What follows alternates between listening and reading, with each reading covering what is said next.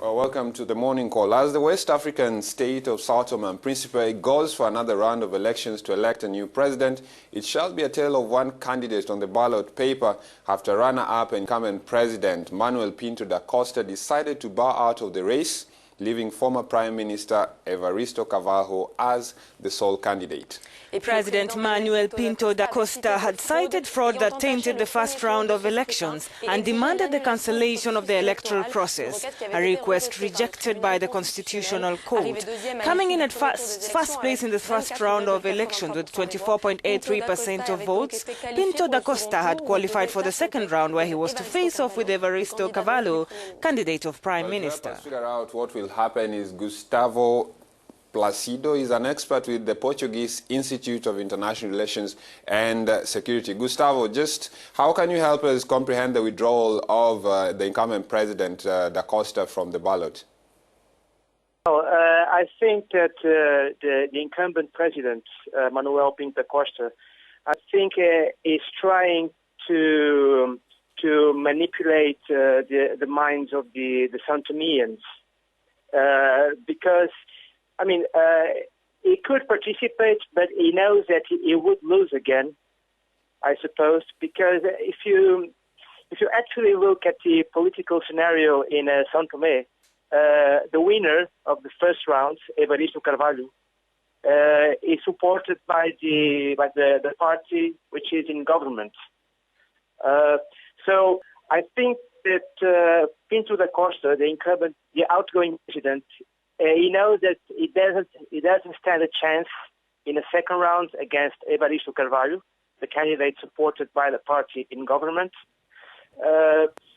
So he's trying to appeal to the masses in order probably not to go to the election ballot, to boycott the elections, creating some not instability, but some kind of social contestation against the next electoral act, the second round.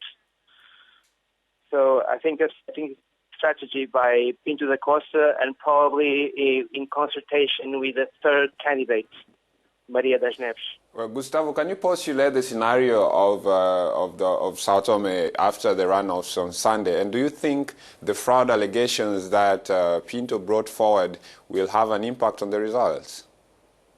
Well, it's really difficult to get information out of São Tomé. But according to his statement, the statement is sent to the Constitutional Court, in this case the Supreme Court. Pinto da Costa and the third candidate, the Maria das Neves, their arguments do not support the case for fraud. They don't give exact developments that might have happened to support that argument. To be honest, Evaristo Carvalho will run alone, by himself. Now it will win, of course. Like I said previously, what can happen is some traditional MLSTP strongholds, local strongholds, they might boycott the second round